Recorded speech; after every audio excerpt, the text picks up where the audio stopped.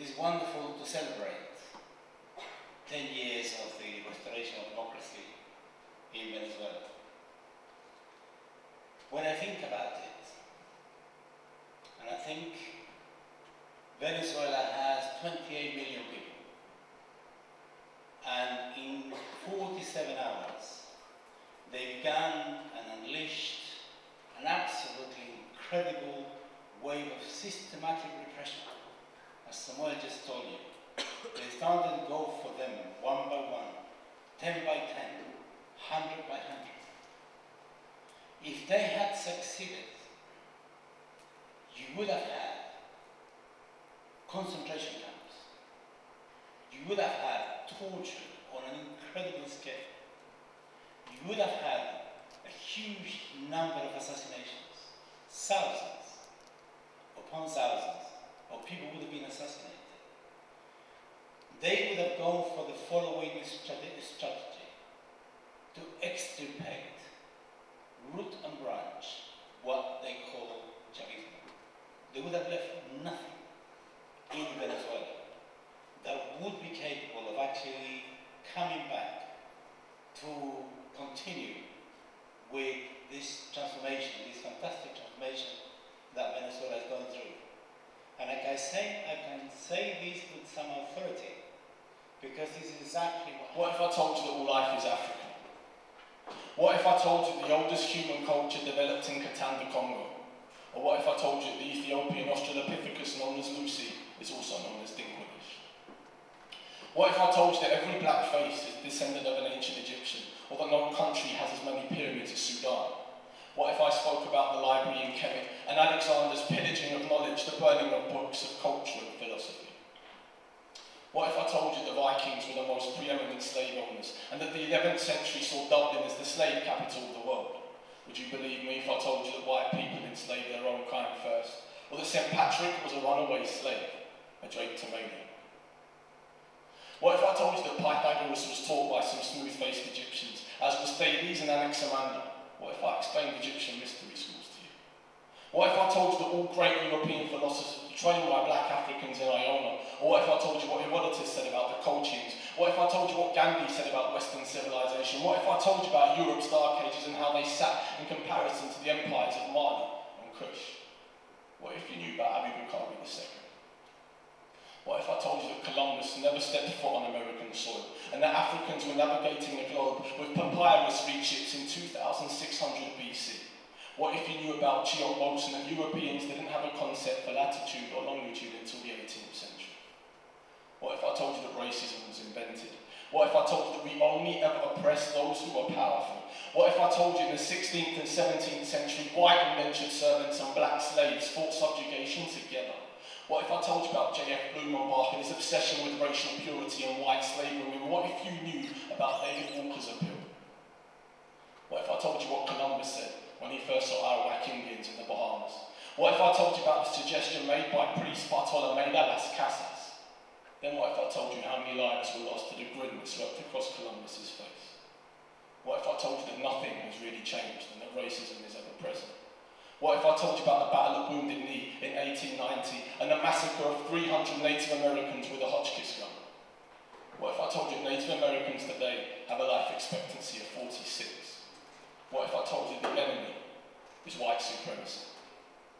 What if I didn't care for African history or the genocide of indigenous people, and instead I wrote poems about Winston Churchill, Thomas Jefferson and Abraham Lincoln, and I refrained from talking about the 54 countries that make up the British Commonwealth? What if I told you the abolition of slavery had nothing to do with philanthropy, but purely economics? What if I told you that religion has killed more people than it saved, and that nothing can buy you peace? What if I told you that a teacher's job is to help you understand what you already know? What if I told you about freedom? What if I promoted violence instead of self-reliance? What if I said everyone that looked like you was a killer, a bomber, a terrorist? What if I told you the media lies, that the news is censored and that everything has an agenda? What if I told you about Milton Friedman and the Chicago School of Economics? What if I told you about neoliberalism? What if I told you about Edward Bernays, or that since the invasion of Iraq, 110,721 innocent civilians have died nameless? What if I told you about the systematic imprisonment of black and Latino males in America? What if you knew the worth of every prison inmate? What if I told you about Francis Galton and the eugenics movement? What if I told you about NSSM 200? And what if I quoted Emerson or Thoreau when I worked on a building site? Or I knew that Shakespeare invented over 1,700 words, including the word assassination? What if I was reading the apology on the bus ride to work and work happened to be cleaning off his toilets? What if I was ugly but knew how to make her smile? What if I told you that music is not popular but universal, intelligent noise resonating from the soul of the universe? What if I told you that every bit of me is every bit of you? What if I stopped writing for a second, or a week, or a year? Would I miss something? What if I told you that love is forgiveness breathing, and every man wants to be held as tightly as every woman does? What if I told you that we all want to be wanted, and that cruelty is how weak men respond to fear? What if I told you the hardest man I'd ever known loved me the most? What if I told you the first time I punched someone, I felt strong, but the crime that I did that night introduced me to a weakness I'd never felt before? What if I told you the first time I kissed a girl, an earthquake found my legs, and each time I get my heart broken, I become a better poet? What if I told you that a single act of genius is the result of 1,000 failures, and every master knew nothing at the start? What if I told you I believe in your heart and your life? What if I told you the greatest gift that I ever received was being told I can? What if I told you that you wrote this now? What if I never told you? Thank you.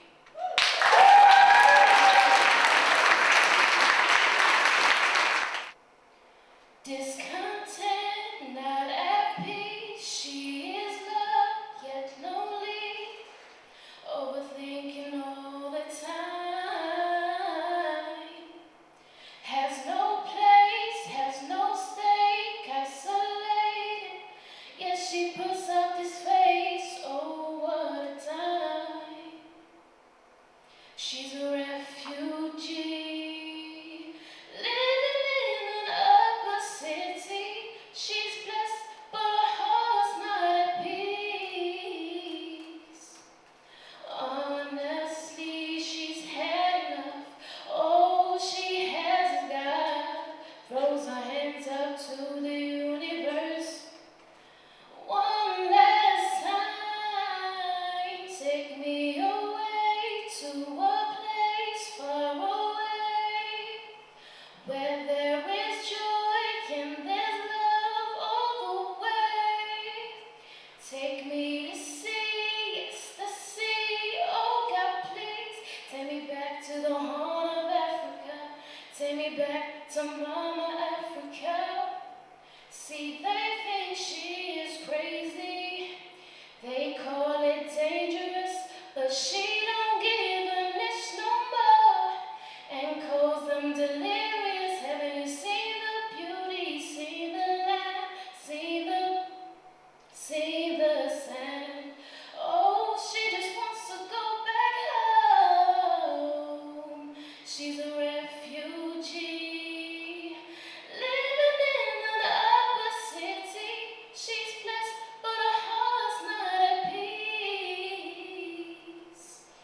Honestly, she's had enough. All she has is God. Throws her hands up to the universe.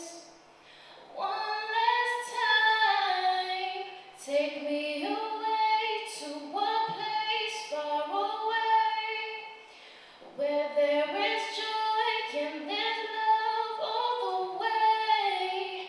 Take me to sea, yes, the sea, oh God, please. Take me back to the Horn of Africa.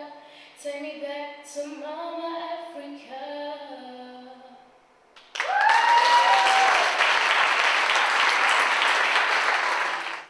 This is a lucha wa emukawame mapambano from here to East Africa.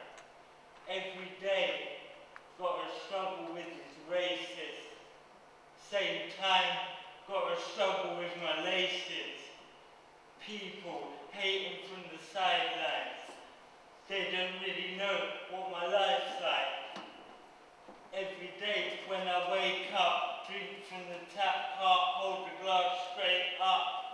It's not because I'm nervous or shaky. It must just be the way that he made me. Like I said, people hating on my limelight. Do you really think they know what my life's like? Give me another pair of eyes, because my eyes can't bear to see. And give me another pair of lungs, because right now I can barely breathe. But I'll never stop breathing until I start bleeding. Never stop reading until I stop seeing. If I was to rip the pages and let the words fall to the floor, so we read in the ground and the soil, the earth and the dust, the wind and the fire, is it more than the soul we desire? It is happiness. What is happiness? Are you happy to see images of the Gaza Strip? If you can feel disconnected and laid back, do you mind when they're mining the culture tracks? Don't feel their pain either. Must be Hamas or the Tamil Tigers. None of our bases. They are our enemies. Conquered the sea, now we propaganda ease.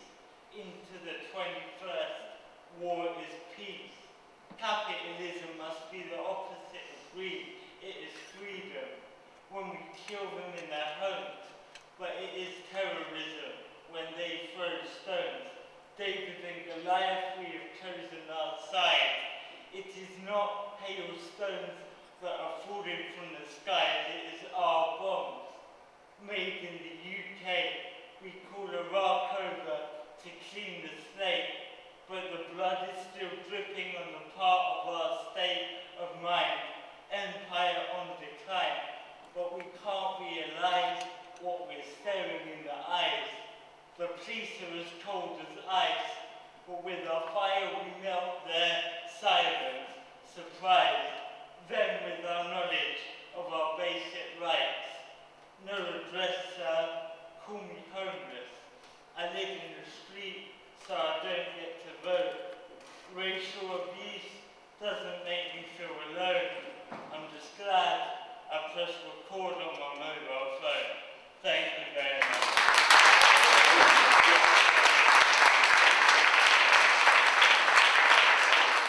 First poem that I'm going to perform is one that I wrote in response kind of to the whole Stephen Lawrence case. So here it is. Land of the free before slavery, the nation where we all came to be, see to me, that is my nation. Land of the black before colonization, land of the land as far as I'm concerned, burned, churned, everything we had, we earned, the land of hope. We were doing it ourselves. They were civilizing us, but we civilized ourselves. They were helping us out, but they couldn't help themselves, and we were discovering shit in places they could never delve. And the colour of their faces represents more than just that. It's a structure, it's a system, and it don't like black. From the Premier League to the police, no, it don't like black. From Stephen Lawrence to Smiley, no, it don't like black. And you see, none of this makes sense to me, that when a black boy died, you blame the black MP, and it took 18 years. Tell me, where's the justice in that? So let's wait 18 years before we call on Diane to be sacked, because it's a fact that they divide and they rule. The shit that they don't ever teach you in school, and all the stuff they teach you makes our people seem weak and give us 1 month out of 12 to celebrate being free. Then they show our people dying on TV. We don't need your pity, we don't need your help. You don't need to feed my people, Africa can feed itself. But you stole, you raped, you pillaged. That's why there's no water in my grandmother's village, because she was born by the river in a little tent. But that river's no longer running and she hasn't been living